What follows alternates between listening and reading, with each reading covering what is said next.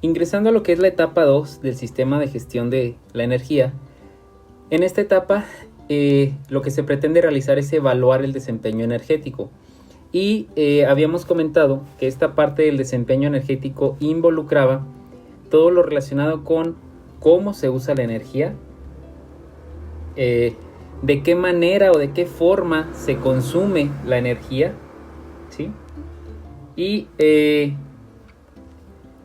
un concepto que se denomina intensidad energética, que por ahí vamos a ver, todas las medidas de mejora o que pretenden implementar dentro de la empresa, tanto de eficiencia energética como de ahorro energético. Entonces lo que se pretende hacer en esta primera etapa es eso, es evaluar cómo se encuentra cada uno de estos puntos, cómo se encuentra o de qué manera o en qué parte se utiliza la energía, el uso de la energía, perdón. Es decir, si mi proceso consta de varias etapas, aquí se usa energía, aquí no se usa, etcétera. Explicar cómo se usa y de qué manera se usa. El otro punto es el consumo de energía. En este apartado de consumo de energía es exactamente tener contabilizado la cantidad de consumo de kilowatt hora que se utiliza por cada una de estas partes. ¿Estamos de acuerdo? Esta es una tarea que en la mayoría de las empresas no se realiza, pero bueno, a eso se refiere el cuantificar el cómo se consume la energía en cada una de las partes de la empresa. En cuanto a las medidas de ahorro de eficiencia, pues es ver si ellos tienen considerado, no sé, tal vez tengan techos translúcidos para disminuir el nivel de iluminación, a lo mejor cuentan con un sistema fotovoltaico para etcétera, ¿no? Es comentar todo eso. Y bueno, este concepto, ¿sí?, que se denomina intensidad energética, bueno, pues lo vamos a ver a continuación. El concepto de intensidad energética o indicador energético se refiere a la cantidad de energía necesaria para obtener una unidad de producto y o servicio. Vamos a poner como ejemplo la producción de coca. Tengamos en cuenta que vamos a utilizar para este ejemplo a lo mejor la empresa en la Coca-Cola. ¿Estamos de acuerdo? Entonces esta empresa pues se dedica a hacer como tal refrescos. Entonces vamos a suponer que la empresa, no sé, al día produce, vamos a suponer, 100 refrescos, 100 cocas, ¿sí? Y que ellos tienen contabilizado la cantidad de consumo que se generó en un día. Entonces, en este mismo día, ellos consumieron, no sé, vamos a poner 200 kilowatt hora, a manera de ejemplo. Entonces, lo que pretende este indicador energético o esta medida de intensidad energética es definir cuánta energía se utilizó para producir un solo producto. Entonces, el indicador energético en este caso sería el consumo entre la cantidad de producto o producción, como ustedes lo quieran llamar, que en este caso sería los 200 kilowatt hora entre la cantidad de refrescos que hizo al día. ¿Estamos de acuerdo? De tal forma que nosotros tendríamos pues que el indicador energético vendría a ser la división de estos dos valores, y yo tendría un valor de 2 kilowatt hora por coca, es decir, el consumo por coca. El indicador energético para la coca significa que ellos tienen un consumo o les cuesta 2 kilowatt hora hacer una coca. ¿Estamos de acuerdo? A esto se refiere el indicador energético. Pero esto involucra muchísimas variables. Número 1, o primera característica, ¿para qué me sirve este valor? Bueno, si yo tengo perfectamente definido mi indicador energético, yo puedo saber cuánto consumo de energía voy a tener en función de la producción que yo quiera tener. Es decir, que si en determinado momento a mí me dicen, ¿sabes qué? Necesito una producción de 500 cocas para el día de hoy, porque así me lo exige la la producción, pues yo debiese de saber cuánta energía voy a necesitar para hacer eso, que en este caso serían 1000 kWh. Entonces yo ya puedo decirle, ¿sabes qué? El hacer 500 refrescos a mí nos va a costar en energía 1000 kWh, que en este caso lo multiplico por la tarifa y puedo sacar la cantidad de dinero que voy a necesitar. Esa es una primera característica del indicador energético. Otra cuestión es que si yo tengo perfectamente medido este valor, pues me sirve para muchas cuestiones. Si yo veo que tengo una menor producción, pero el consumo subió, es decir, que si yo produje, en el mismo ejemplo, 500 refrescos y yo debiese de tener 1000 kWh, pero tengo 2000, eso significa que esos otros 1000 extras se están desperdiciando en algún lado, ajeno a la producción en este caso de los refrescos. Entonces, este indicador es muy importante. Ahora, si se fijan en la ecuación, pues es bastante simple. Simplemente divido la cantidad del consumo entre el producto. Pero aquí la parte importante o la parte difícil de esto del indicador energético es precisamente eso, el determinar el consumo. ¿Por qué? Bueno, en esta parte la producción es algo que yo siempre voy a tener de manera más fácil, más rápida. ¿Por qué? Porque bueno, pues la producción la define el mismo cliente y es algo en lo que yo sí mido constantemente. Pero muchas veces el consumo no está tan medido. Entonces, ¿este consumo de dónde lo saco? Entonces muchos dicen, pues ese lo vamos a sacar del recibo. Ok, sí es cierto. Pero les comentaba yo, bueno, en el recibo viene un valor o el valor actual. Pero si yo me fijo en la parte de atrás, viene el historial de consumo, ¿sí? Y entonces el historial de consumo tiene un comportamiento similar a este, ¿no? Hay meses en los que varía dependiendo de cómo sea el comportamiento de producción del lugar. Entonces la pregunta sería, ¿cuál de estos valores voy a tomar? Hay gente que me dice, bueno, pues tomo el promedio. ¿Estamos de acuerdo? Ok, tomo el promedio. Puede ser, pero depende del comportamiento de mis datos. Si mis datos no tienen un comportamiento normal, es decir, no forman una campana gaussiana a la hora de distribuirse los datos, pues no puedo utilizar la media. Alguien más dirá, bueno, pues utilice el valor más alto, porque es el consumo más alto. Sí es posible, y yo tendría un indicador energético que posiblemente para estos valores de aquí no sería tan representativo. Entonces necesitamos analizar perfectamente cuál valor de consumo vamos a utilizar, y para eso vamos a utilizar herramientas estadísticas. Entonces, ¿qué vamos a hacer? Bueno, en un primer momento yo necesito valores de consumo, ¿estamos de acuerdo? En un segundo momento hacemos el análisis estadístico del comportamiento de estos datos. Una vez que yo tenga el comportamiento de estos datos, es decir, del consumo de los kWh, entonces yo voy a definir qué valor de consumo voy a utilizar aquí para entonces obtener mi indicador energético y poder hacer las cuestiones que yo necesite con ese valor. Entonces, este valor, insisto, es muy importante, pero necesitamos conocer el consumo perfectamente, definir qué valor vamos a utilizar y obviamente pues la producción, ¿no? ¿Dónde cambia todo esto? Bueno, esto va a cambiar en el siguiente apartado. En este caso nosotros dividíamos para el indicador energético consumo entre producto. Pero ¿qué pasa cuando yo no tengo un producto, sino que tengo un servicio? Bueno, pues aquí va a cambiar de manera considerable. ¿Por qué? Bueno, cuando yo tengo un servicio, necesito definir o necesito visualizar de qué manera lo vamos a medir. Es decir, vamos a poner un ejemplo. Si yo tuviera un centro comercial, bueno, pues mi indicador energético pudiera ser, no sé, consumo entre clientes. De manera que yo pueda decir cuánto me cuesta o cuánta energía necesito para atender a cada cliente. Eso sería una manera. Otra manera pudiera ser, no, ¿sabes qué? Vamos a hacerlo por los productos que yo almacene o por el tiempo de iluminación, etcétera. Necesitamos definir cómo hacerlo. En la escuela, ¿cómo le haríamos para sacar el indicador energético de la universidad? Bueno, pues tal vez puede ser el consumo entre estudiante, número de estudiante.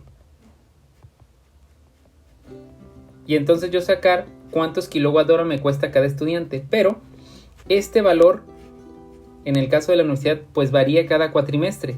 En el primer cuatrimestre, vamos a suponer enero, abril, yo no tengo la misma cantidad de estudiantes que en el cuatrimestre mayo, agosto.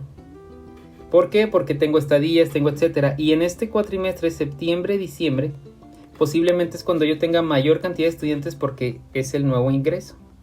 Entonces yo diría, ¿sabes qué? Vamos a sacar 3 indicadores energéticos, uno para cada cuatrimestre. Entonces esto también es posible, el definir 3 o el número de indicadores energéticos que yo considere en el caso de servicios, insisto, porque es algo muy complicado, ¿estamos de acuerdo? ¿De qué depende? Bueno, depende del tipo de proceso que se lleve en su local, en su empresa. Entonces, esto es muy importante que lo tengan en cuenta para que en su momento ustedes definan cómo van a medir o cómo van a determinar ese indicador energético, ¿no? Bueno. Ahora bien, dentro de los primeros pasos, vamos a ver los 3 primeros pasos, a analizarlos, de lo que es la etapa 2. Bueno, en un primer momento me dice, ¿sabes qué? Tú vas a iniciar evaluando el desempeño energético. Número 1, primero identifica todos los requisitos legales o cualquier otro requisito que se necesite para utilizar energía.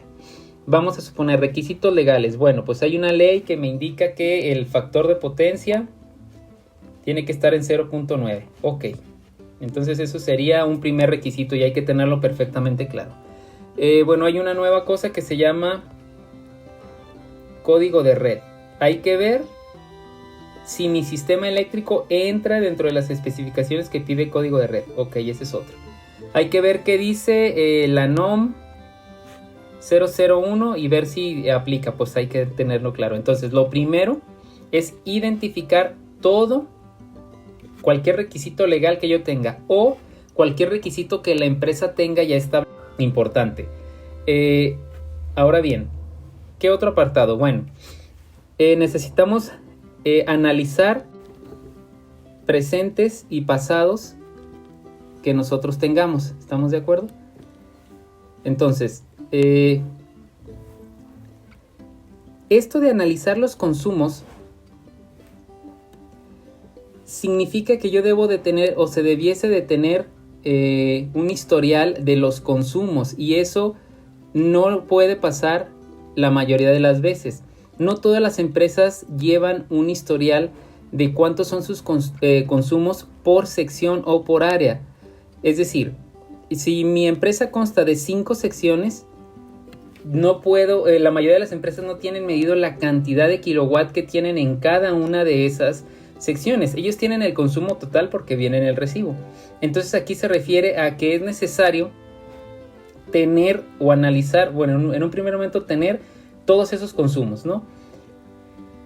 Número 2, una vez que se tienen, pues hay que analizarlos. Y ya que se analicen, de ahí vamos a determinar el indicador energético y todas estas cuestiones que hemos estado analizando. Y por último dice, ¿sabes qué? Identifica todas las variables relevantes que afecten el consumo de energía. Para esto necesito conocer mi proceso. Es decir, si yo conozco perfectamente el proceso, sé dónde voy a tener variantes de energía, dónde mi proceso no siempre es el mismo y digo, aquí depende de determinadas cuestiones y eso va a generar mayor o menor consumo. Entonces, estos 3 puntos son muy importantes de tenerlos para empezar este análisis, ¿ok? En esta tabla, bueno, pues se resume la mayor cantidad de información que les acabo de dar. Dice, ok, tú vas a iniciar con esta cuestión de la evaluación de desempeño energético. Primero, considera los aspectos legales. Es la primer recuadro que aparece por ahí. Número 2 dice, ok, como entradas para poder realizar, acuérdense que esto es como un proceso. Aquí hay entradas y acá tengo salidas. Dice, como entradas para poder hacer la evaluación del desempeño energético necesitas, ubícame todas las fuentes de energía, perdón. Si tengo sistemas fotovoltaicos, si tengo un sistema de cogeneración o si únicamente es CFE, ok, CFE.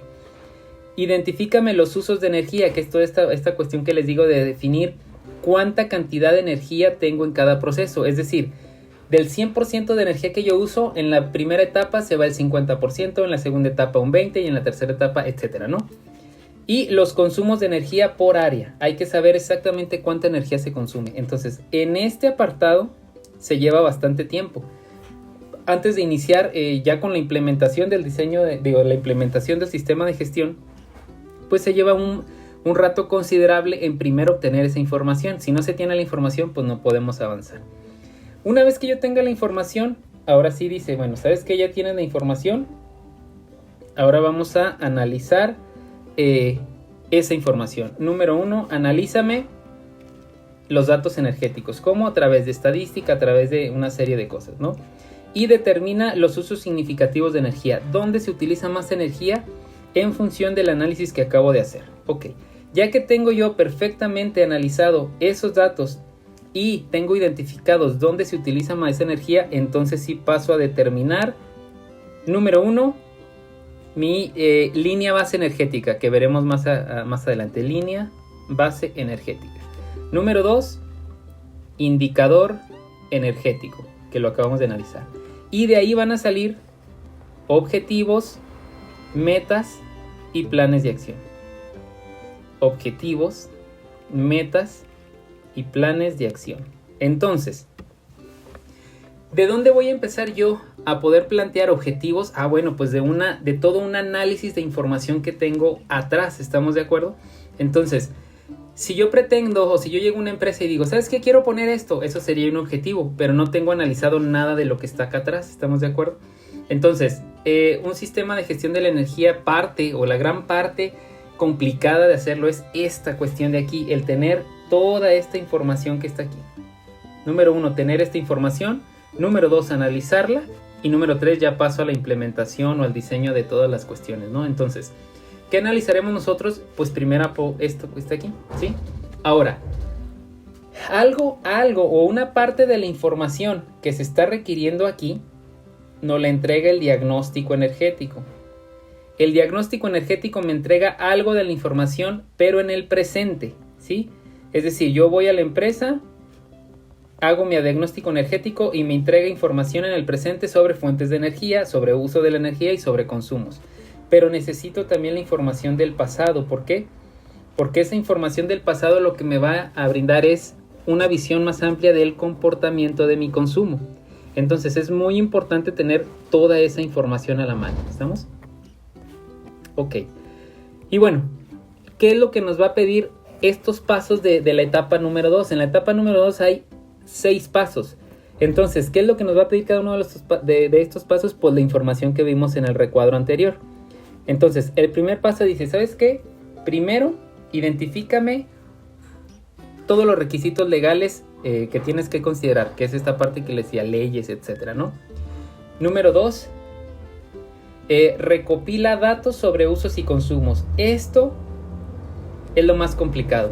Cuando ustedes van a la empresa y empiezan a pedir información sobre consumos, pues a lo mejor, si tienen suerte, tienen todos los recibos.